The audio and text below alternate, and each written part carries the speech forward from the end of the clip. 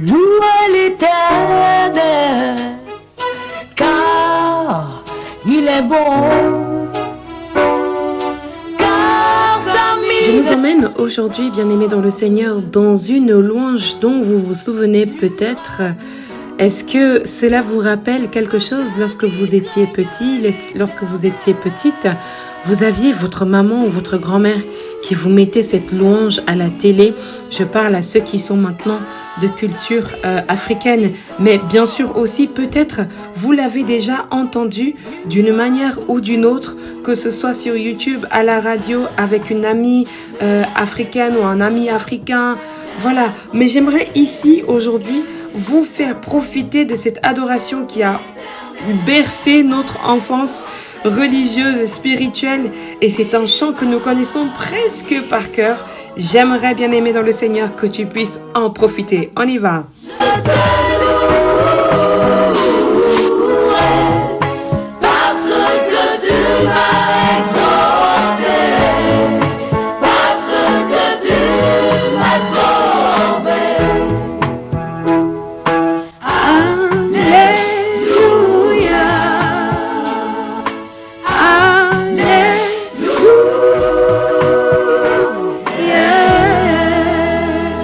Augmentez le volume, nous sommes à la station de 15 heures du ministère de la clinique spirituelle.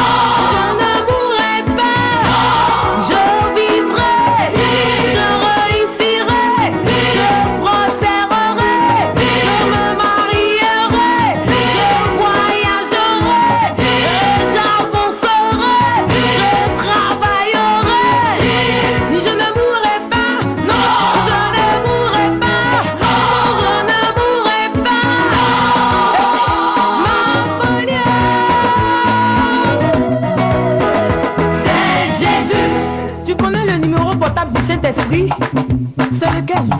Jérémie 33, verset 3. Oh, invoque-moi au jour de la détresse et je te répondrai. C'est ça qui est la vérité.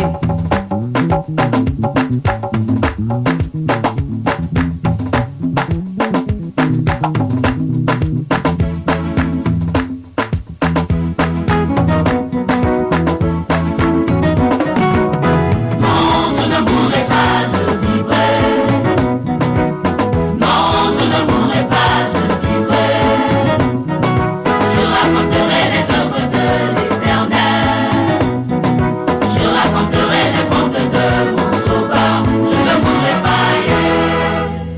soit le nom du Seigneur qui nous rassemble autour du ministère de la clinique spirituelle. Je suis très ravie d'être ici, connectée avec vous dans la présence et la parole de Dieu. Je vais nous inviter, bien-aimés peuple de Dieu, à invoquer le Saint-Esprit de Dieu afin qu'il soit au milieu de nous pour ce temps du 15h. Nous prions. Seigneur notre Dieu, notre bon Père, nous te bénissons, Père éternel. Nous te sommes infiniment reconnaissants pour tout ce que tu ne cesses de faire et d'accomplir pour nous. Seigneur, nous te demandons pardon pour toutes les choses que nous ne faisons pas selon ce que toi tu aimerais, Père. Mais nous faisons de notre mieux tous les jours pour nous approcher de ta perfection.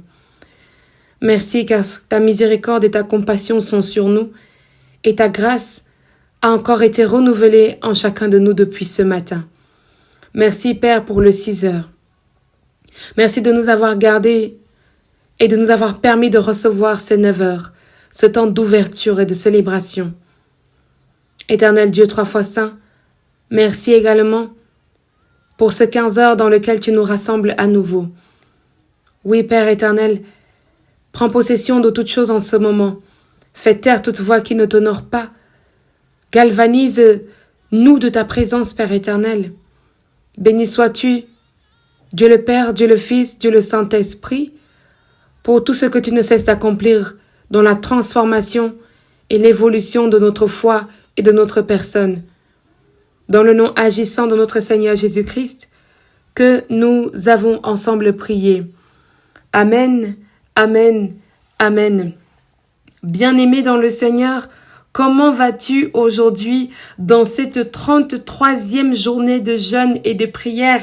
Il nous reste si peu de temps, il nous reste encore quelques jours dans la présence de Dieu. Dans ces quelques jours, je voudrais que tu tiennes le coup. Dans ces quelques jours, je voudrais que tu ne lâches pas, que tu persévères, que tu continues de marcher avec Dieu, que tu continues d'intervenir, que tu continues d'avoir cette force, que l'Éternel te recharge, te remplisse, te renouvelle dans les forces, dans les forces, dans les forces. Oui, tu peux, tu es capable parce que sa puissance doit et va se manifester en toi. Alléluia. Dans cette journée, bien-aimée dans le Seigneur, donc, nous allons parler aujourd'hui de l'état de la maladie à la guérison. Tout au long de la semaine, nous allons parcourir d'un état à un autre. Et nous avons cité des états. Tout au long de cette semaine, nous avons cité de l'état d'esclavage, l'esclavage physique, l'esclavage spirituel, l'esclavage même émotionnel, l'esclavage dans le mariage, l'esclavage sentimental, et nous avons demandé la liberté, nous avons demandé à rejoindre cette liberté qui est la nôtre, et l'Éternel nous l'a accordée. Nous avons parlé de l'état du persécuté à l'état du gouverneur. Oui, bien-aimé dans le Seigneur, tu es l'un des membres de ta famille qu'on a persécuté, tu es l'un des employés qu'on a persécuté le plus.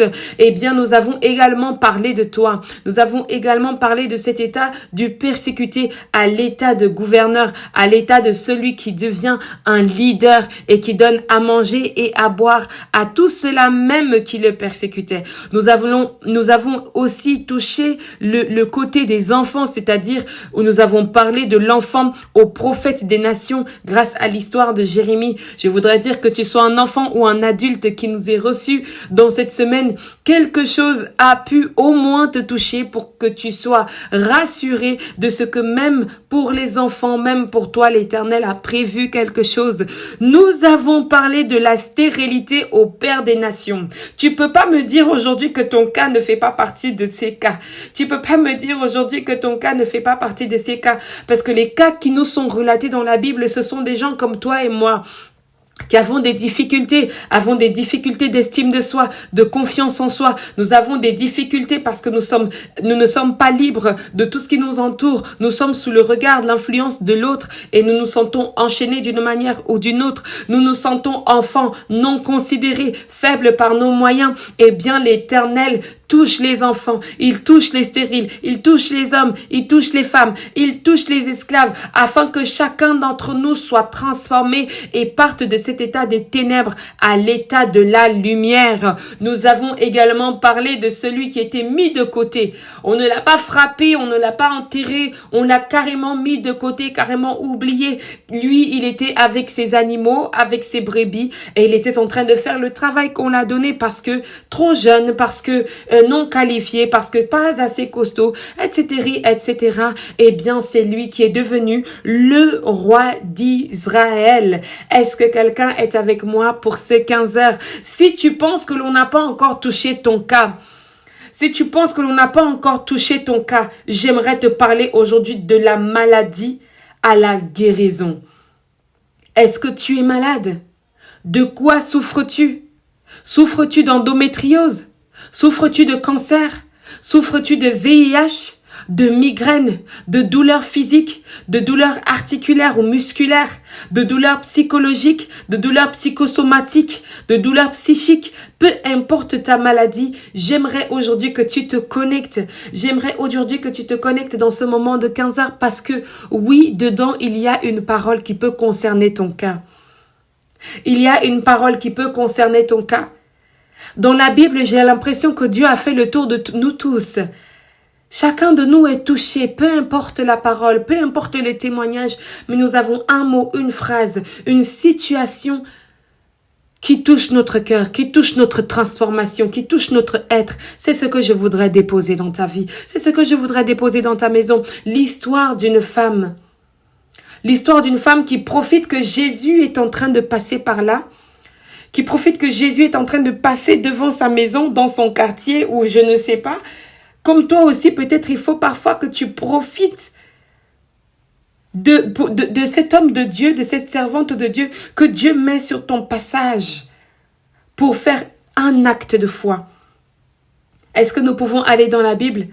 Nous allons lire aujourd'hui, bien-aimés dans le Seigneur, dans l'évangile de Luc.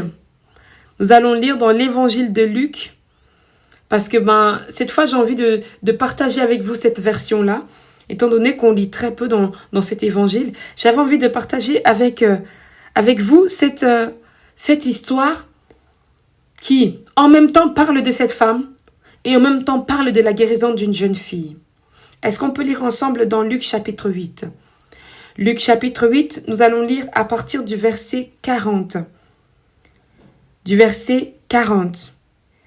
Maintenant, l'Éternel nous permettra d'arriver jusqu'au verset 50 ou un peu plus loin.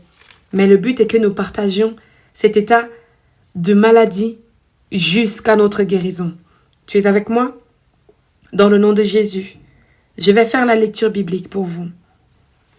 Dans la version de Louis II, je lis au nom du Père, du Fils et du Saint-Esprit. À son retour, Jésus fut reçu par la foule, car tous l'attendaient. Et voici, il vint un homme nommé Jairus, qui était chef de la synagogue. Il se jeta à ses pieds et le supplia d'entrer dans sa maison, parce qu'il avait une fille unique d'environ 12 ans qui se mourait. Pendant que Jésus y allait, il était pressé par la foule. Or, il y avait une femme atteinte d'une perte de sang depuis 12 ans et qui avait dépensé tout son bien pour les médecins, sans qu'aucun n'ait pu la guérir. Elle s'approcha par derrière et toucha le bord du vêtement de Jésus. Au même instant, la perte de sang s'arrêta. Et Jésus dit, « Qui m'a touché ?» Comme tous s'en défendaient, Pierre et ceux qui étaient là avec lui dirent, « Maître, la foule t'entoure et te presse. Tu dis, « Qui m'a touché ?» Mais Jésus répondit, « Quelqu'un m'a touché, car j'ai connu qu'une force était sortie de moi. » La femme, se voyant découverte, vint toute tremblante se jeter à ses pieds et déclara devant tout le peuple pourquoi elle avait touché et comment elle avait été guérie à l'instant. Jésus lui dit, « Ma fille, ta foi t'a sauvée, va en paix. » Comme il parlait encore, survint de chez le chef de la synagogue quelqu'un disant, « Ta fille est morte, n'importune pas le maître. » Mais Jésus, ayant entendu cela, dit au chef de la synagogue, « Ne crains pas, crois seulement, et elle sera sauvée. » Lorsqu'il fut arrivé à la maison, il ne permit à personne d'entrer avec lui, si ce n'est à Pierre, à Jean et à Jacques, et au père et à la mère de l'enfant. Tous pleuraient et se lamentaient sur elle. Alors Jésus dit, « Ne pleurez pas, elle n'est pas morte, mais elle dort. » Et il se moquait de lui, sachant qu'elle était morte. Mais il la saisit par la main et dit d'une voix forte, « Enfant, lève-toi. » Et son esprit revint en elle, et à l'instant, elle se leva, et Jésus ordonna qu'on lui donnât à manger. Les parents de la jeune fille furent dans l'étonnement, et il leur recommanda de ne dire à personne ce qui était arrivé. Alléluia. Bien-aimé dans le Seigneur, j'aimerais partager un chant avec toi, un chant qui m'est venu maintenant à l'esprit pendant que je suis en train de te parler, un chant qui a été chanté par Eric Anam, qui s'intitule Yangema, qui veut dire « Attends-moi ».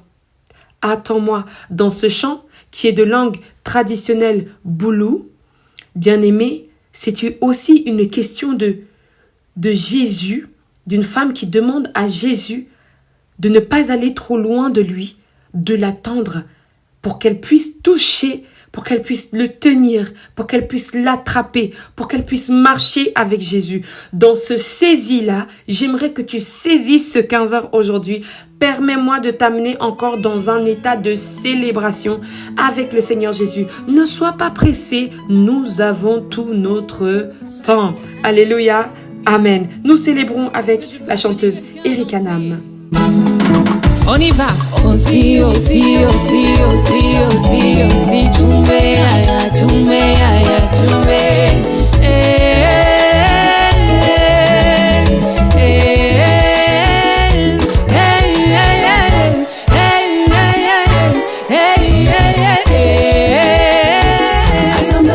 Seigneur, attends-moi. J'aimerais que tu marches près de moi. Ne me laisse pas derrière. Ne me laisse pas toute seule. Seigneur, prends tout. J'ai bien mal. J'aimerais que tu marches près de moi. Ne me laisse pas toute seule. You know the lie, you know the lie, Daddy. Je ne t'ai jamais vu abandonner quelqu'un. Papa, je t'appelle, réponds. Oui, retourne-toi et réponds. Quelque chose ne va pas dans ma vie, j'ai besoin de ton avis. Mais you ma jungle war.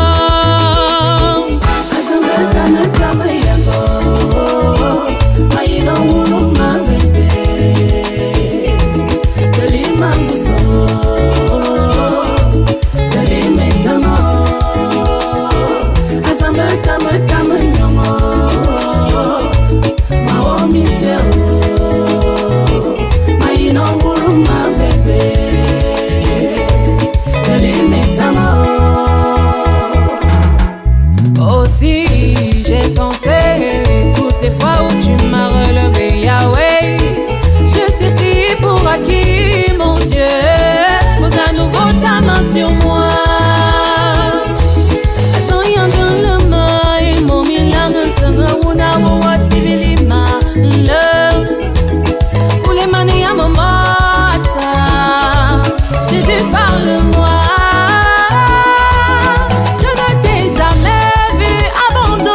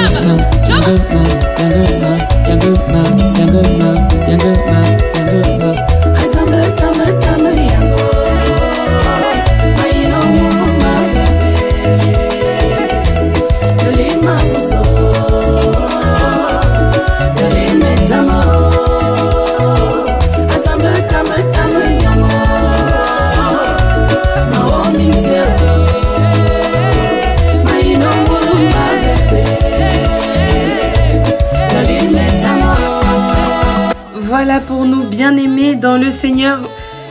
J'ai été touchée par ce chant que le Seigneur m'a mis à cœur de vous partager aujourd'hui parce que justement ce chant a été écrit dans ces mêmes intentions, cette même volonté que cette femme a eue. Elle se disait, si seulement je pouvais toucher le vêtement de Jésus, je suis sûre que je serais guérie. On n'a pas cela forcément dans cette version de l'évangile de Luc, mais dans les autres évangiles, on peut lire le si seulement, c'est-à-dire je pouvais le toucher, je serai guéri. Alors, on peut penser dans le cri de détresse d'une femme, d'un homme, d'un être qui est dans une situation compliquée et se dit non, ne t'éloigne pas trop, sinon je ne pourrai pas te toucher. Reste près de moi. Et on pourrait penser à cette histoire de Bartimée. Vous souvenez-vous de Bartimée dans Marc chapitre 10 qui va crier à Jésus, et dire à Jésus, mais Seigneur Jésus, je veux recouvrer la vue. Et bien des choses bien aimées dans le Seigneur. Voilà, c'était pour vous partager la dynamique de ce que nous voulons recevoir aujourd'hui. Alléluia. Nous parlons de deux femmes. L'une qui était âgée de 12 ans et l'autre qui avait des pertes de sang, qui avait ses onglets pendant 12 ans, sans arrêt, sans coupure. 12 années de difficultés, de complications, de gestion, de propreté, de force. 12 années de situation fragile. Imagine-toi dans la situation de cette femme. Peut-être même que c'est aussi ta situation. Il y avait une femme, dit l'évangile de Luc chapitre 8 verset 43, atteinte d'une perte de sang depuis 12 ans. Depuis combien d'années tu vis cette situation? Depuis combien d'années tu vis ce mariage? Depuis combien d'années tu vis cette amitié? Depuis combien d'années cette fille te barre, elle ne veut pas de toi? Depuis comme toi tu sais que tu es son mari, elle sait qu'elle est ta femme, mais tu rencontres des difficultés. Depuis combien d'années rencontres-tu ces difficultés-là? Depuis combien d'années as-tu si mal au dos? As-tu si mal aux chevilles? As-tu si mal partout? Plus le temps avance, plus ton corps te lâche. Plus le temps avance, plus la perte de sang se fait quantitative. Bien-aimé dans le Seigneur, depuis combien d'années souffres-tu? Et de quoi es-tu en train de souffrir? D'autres souffrent d'une perte de sang pendant 12 ans, comme le cas de cette femme. D'autres souffrent même d'un chômage chronique. Un chômage chronique depuis 12 ans. Incapable depuis 12 ans de trouver du travail. Quelle est la source de cette souffrance? Quelle est la source? Où est le nœud qui n'a pas pu être défait dans ta vie pour que 12 ans de malheur te suivent? Pour que 34 ans de malheur te suivent? Ça fait depuis 12 ans que tu constates que tu n'as pas de travail fixe. Ça fait depuis 12 ans que tu te rends compte que tu n'as pas de relation fixe. Depuis 12 ans, tes choses s'en viennent. Comme ça, tu ne les comprends pas, tu ne maîtrises plus. Ça fait 12 ans que tu es totalement perdu. Bien-aimé dans le Seigneur, j'aimerais que nous parlions de ton cas. Quelle est ta souffrance? Quelle est ta maladie? Et à quel moment, te souviens-tu à quel moment tu l'as contracté? À quel moment ça a commencé? Te souviens-tu à partir de quel moment il y a eu ce blocage? Parce que parfois, c'est à un certain moment de ta vie, une certaine erreur que tu as commise, une erreur de choix, une erreur de validation, une erreur quelconque, ça te vaut maintenant 12 ans de souffrance. Est-ce que quelqu'un me comprend? Une négligence même, ça te vaut maintenant 12 ans de perte. Il y a même des gens qui ont des pertes financières depuis 12 ans. Ça fait 12 années que tu ne comprends pas comment ton argent fonctionne. Tu le travailles et c'est comme si tu ne le travaillais pas. C'est comme si tu travaillais Et puis cet argent était jeté au fond d'un puits. Et tu vis cela depuis 5, 10, 12, 20 ans. J'aimerais aujourd'hui te parler de quelqu'un qui passe encore sur ton chemin. J'aimerais te parler d'une puissance qui passe encore sur ton chemin. Je dis encore parce que il était là hier, il était là avant-hier. Cet esprit de Dieu, cette puissance de Dieu, ce Jésus qui a quelque chose à te donner. Peut-être même, il est en train de passer pour aller sauver ta voisine. Peut-être même ce 15 heures était destiné à ton frère, à ton petit frère. Et par hasard, toi, tu es tombé dessus. Tu devais peut-être juste le transmettre ou le transférer.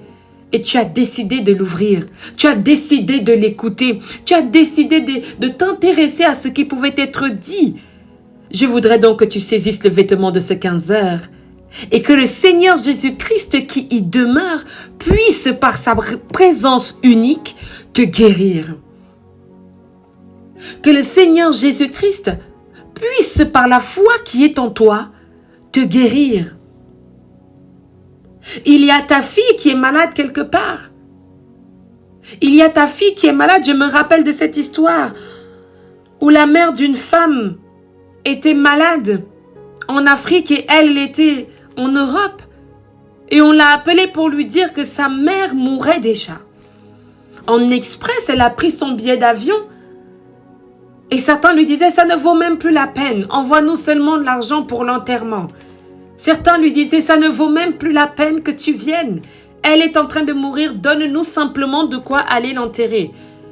C'est pour dire que lorsque Jairus vient vers Jésus, il y a certains autres chefs qui viennent décourager Jairus pour dire, ça ne sert à rien d'importuner Jésus, ça ne sert à rien de prier.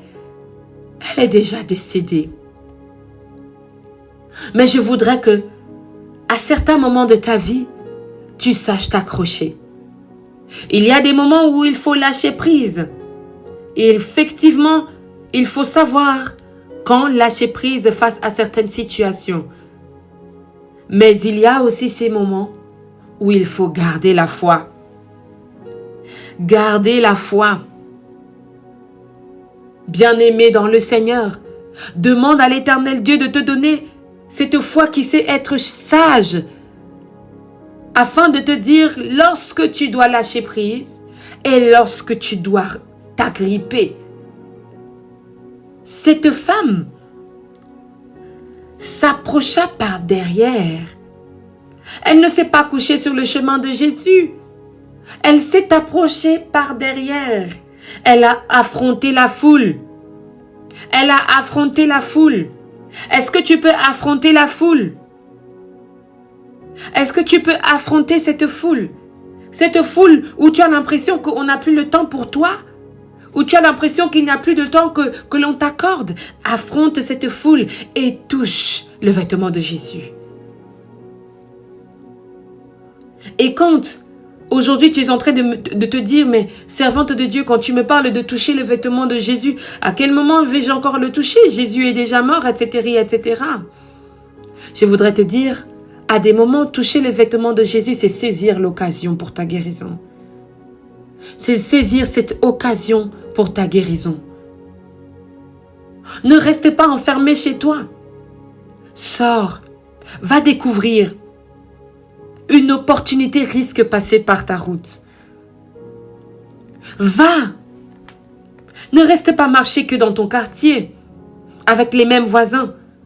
Commence à marcher un petit peu plus loin. Commence à adopter une autre attitude. Cette femme qui perdait le sang depuis 12 ans aurait pu se dire, ma vie est déjà finie. Elle aurait pu se dire, ah, Dieu a décidé que je ne donnerai pas d'enfant. Dieu a décidé que je n'aurai pas de postérité. Dieu a décidé que je n'aurai pas de descendance. Alors, j'accepte la volonté de Dieu. Mais elle a entendu et vu et elle a saisi l'opportunité. Elle n'a pas fait une intercession de 40 000 millions, mais de milliards de jours. Elle est entrée dans la présence de Dieu et a saisi l'occasion de toucher le vêtement de Jésus. Même lorsque tu pries, tu as encore cette possibilité de toucher son vêtement. Même lorsque tu pries, tu as encore cette possibilité de toucher son vêtement. Lorsque tu t'approches de lui avec la foi, ton niveau de foi, il y a différents miracles, il y a différentes manifestations de foi dans les évangiles. Mais ici, nous avons la discrétion d'une femme. Et cette discrétion qui a su se montrer puissante et qui a su la guérir. Cette foi qui a su être non pas dans la parole, mais dans l'action. Je veux dire encore quelque chose à quelqu'un. La foi, c'est l'action. L'action est l'œuvre. Cette foi sans œuvre et sans action est morte. Mais lorsqu'elle est suivie d'une action, lorsqu'elle est suivie d'une œuvre, elle se manifeste. Elle est opérée au milieu de chacun de nous. Maintenant, bien-aimé dans le Seigneur, l'état dans lequel tu es en ce moment dépend de ce que tu as envie de soulever dans ton cœur comme foi. Dépend de ta manière de voir la situation qui est devant toi. Cette femme aurait pu voir la foule comme blocage et se lamenter. Cette femme aurait pu voir que Jésus n'a pas le temps pour elle, parce qu'il y a beaucoup de gens qui aiment bien rester dans cette situation. Oh, parce que le pasteur n'a pas le temps de m'appeler. Oh, parce que le pasteur n'a pas le temps de me voir, je reste dans mon coin. J'aimerais que tu ne sois pas ce genre de fidèle. J'aimerais que tu ne sois pas ce genre de membre. Tu vas dans une église, tu vas dans une communauté. Ne reste pas dans ton coin. Tu n'as pas besoin d'être nourri tous les jours. Il y a certaines qui ont besoin simplement de toucher la présence de Dieu, d'être dans la présence de Dieu. Et des miracles commencent à s'accomplir dans leur vie. Tout comme le miracle de guérison qui doit se manifester. Ce miracle, parce que cette perte de sang, lorsqu'une femme a ses menstruations pendant autant d'années, cela empêche qu'elle ait un conjoint. Cela empêche même qu'elle puisse se marier. Cela empêche qu'elle puisse enfanter.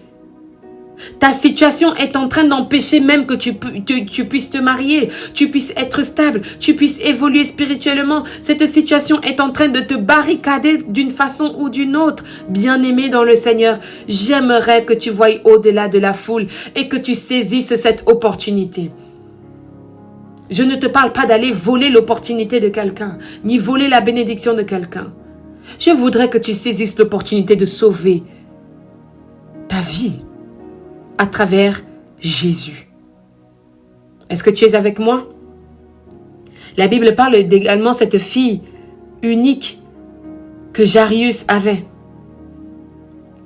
Lorsque les chefs sont venus lui dire qu'elle était morte, Jésus a entendu ces paroles et il dit: ne crains pas, crois seulement et elle sera sauvée. Ne crains pas, crois seulement et elle sera sauvée. J'aimerais te dire ceci. Je ne sais pas depuis combien de temps des compartiments de ta vie, de ta maison sont mortes. Tu t'es même déjà découragé à prier. Tu n'en peux plus, tu es déjà fatigué, tu ne peux plus continuer à prier, tu as déjà lâché la prière. Je voudrais te dire, crois seulement. Crois, ne baisse pas les bras. Il reste une chose encore, c'est ta foi. Il reste une chose encore, c'est ta foi. Ne crains pas ce que les hommes vont te dire. Ne crains pas ce que les femmes vont te dire. Ne crains pas ce que ceux qui te connaissent vont te dire. Parce que cela vient même parfois des amis proches, des membres de la famille proche. Ils te disent tout pour que tu laisses tomber. Ils te disent tout pour que tu abandonnes.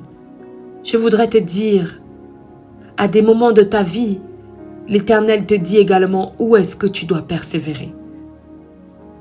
Pour cette fille qui est dans ta maison et qui est souffrante, ta fille qui est souffrante, Je voudrais te dire, crois. Crois. Crois seulement. Il faut vouloir la vie de ton enfant pour que ton enfant vive. Je voudrais parler aux parents. Il faut vouloir la vie de ton enfant pour que ton enfant vive. Tu ne peux pas t'asseoir de ton côté tout seul et demander à ton enfant pourquoi il ne vit pas. Et demander à ton enfant, est-ce que c'est normal que tu ne vives pas? Tous les autres vivent, mais pas toi. J'aimerais que tu demandes d'abord, que tu veuilles d'abord que ta fille, ton fils vive. Ainsi, l'intervention de Dieu se fera dans sa vie. Si toi, tu traites d'abord ton enfant comme incapable, tu traites d'abord ta fille ou ton fils comme insuffisant, il n'est jamais assez, il est nul. Que ce soit tes fils ou tes beaux-fils ou tes belles-filles, ils ne sont jamais assez, ils sont nuls, ils n'ont pas le temps pour moi, ils sont. Si ces paroles sont dans ton cœur, si ces paroles sont dans ta tête, ben ce n'est que ce que tu crées. Ce n'est que la fréquence avec laquelle tu vibres qui est en train d'impacter tes enfants. La fréquence dans laquelle Jarius vivait ou vibrait, bien-aimé dans le Seigneur, était une fréquence de vie. Ce n'était pas la fréquence d'acceptation que sa fille était partie. Et le Seigneur Jésus est venu le réconforter. La manière dont ceux qui sont autour de toi te découragent quand il s'agit de tes enfants, je voudrais être cette voix qui te dit aujourd'hui, ne crains pas, crois seulement et elle sera sauvée. Il y a des enfants qui sont ensorcelés, des fils et des filles qu'on a déjà mis dans des bouteilles, dans des boîtes, qu'on a déjà ensorcelés. Je voudrais que tu crois seulement qu'il sera sauvé. Je voudrais que tu crois qu'il sera délivré. La délivrance de Dieu peut prendre du temps. Elle peut être instantanée, c'est-à-dire elle fait d'une pierre deux coups. Je délivre là et là en même temps, la femme qui perdait le sang et la fille de Jarius en même temps. Bien-aimé dans le Seigneur, je voudrais que tu crois. La maladie dans laquelle tu es, le célibat dans lequel tu es, un célibat dont tu ignores les sources. Tu es un homme bien. Tu es une femme merveilleuse. Mais tu es célibataire. Et même ceux qui sont mariés, vous êtes des épouses agréables et merveilleuses. Vous êtes des époux merveilleux et adorables. Mais votre mariage ne se passe pas comme vous le souhaitez. À cause d'une fuite. À cause des paroles dites. À cause des nœuds attachés. À cause des situations proclamées par les ennemis contre votre foyer. Tu aimes ton époux. Tu aimes ton épouse. Mais des choses au milieu de vous vous séparent. Je voudrais parler à quelqu'un. L'Éternel Dieu est vivant. Amen.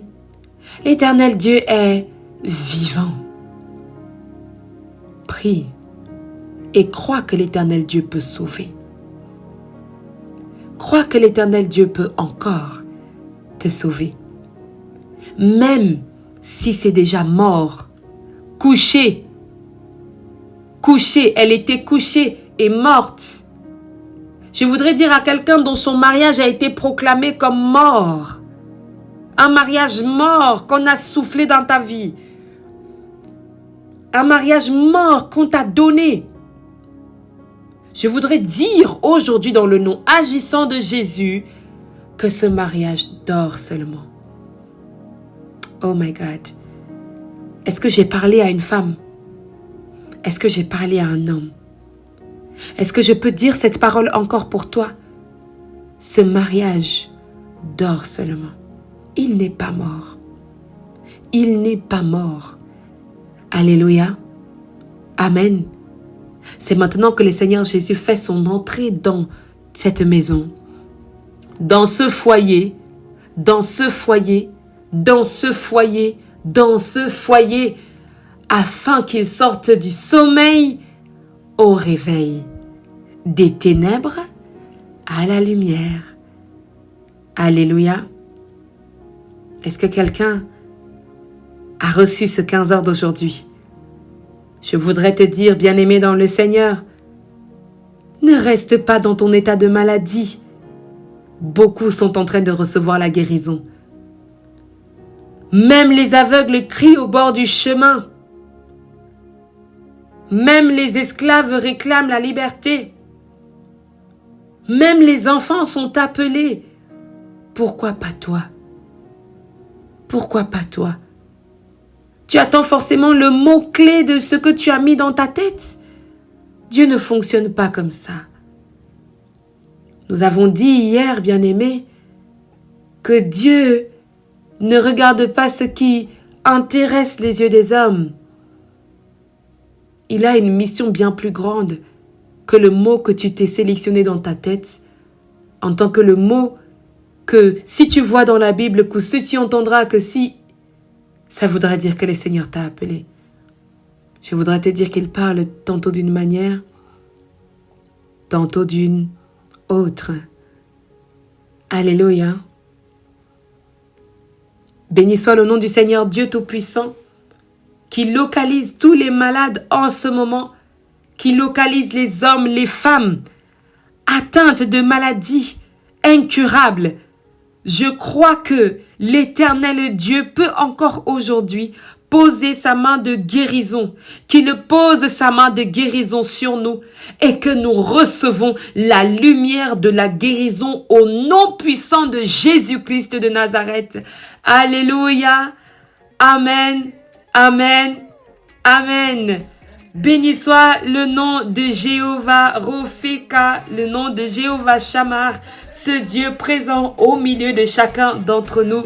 Bien-aimés dans le Seigneur, je prie que ce 15 heures te serve de fortification afin que tu ne lâches pas dans ta prière, afin que tu ne lâches pas dans ton cheminement spirituel, dans le nom agissant de Jésus-Christ. Amen, amen, amen. Permets-moi de te passer l'annonce des intentions de prière. Peuple de Dieu, voici le moment où vous commencez à rédiger vos intentions de prière. Vous pouvez nous les envoyer par mail, vous pouvez les écrire dans les commentaires ou nous contacter directement sur le numéro portable du ministère de la clinique spirituelle à travers la description ci-dessous. Bien-aimés, nous sommes là, nous sommes disponibles. Tu as un frère, une sœur qui aimerait partager une intention de prière, qui aimerait qu'on prie pour une situation. N'hésitez pas, vous pouvez mettre votre prénom tout comme mettre un message totalement anonyme. Et dès la semaine prochaine, bien-aimés, les intercessions de 21h seront dédiées à vos intentions de prière. Soyons attentifs, bien-aimés dans le Seigneur. La cadence de la dernière semaine sera puissante et solide dans le domaine spirituel. Béni soit le Seigneur Dieu Tout-Puissant qui nous galvanise, parce que je ne vous explique pas mon état, je suis galvanisé en ce moment. C'est comme si l'Éternel, c'est encore maintenant qu'il dit, mais je veux faire des trucs, je veux faire des trucs. L'Éternel Dieu est bon, l'Éternel Dieu est merveilleux, même que mon corps n'est pas assez grand pour le contenir. J'espère que vous le recevez aujourd'hui avec toute ma bienveillance et tout mon amour pour vous, chers membres du ministère de la clinique spirituelle, chers intervenants et chers vous qui nous écoutez partout ailleurs dans le monde entier, chers abonnés. Nous vous souhaitons une excellente après-midi. Nous nous retrouvons à 18h pour rendre ensemble notre jeûne et ensuite à 21h pour la prière inspirée. Demeurons dans la grâce infinie de Dieu. Amen.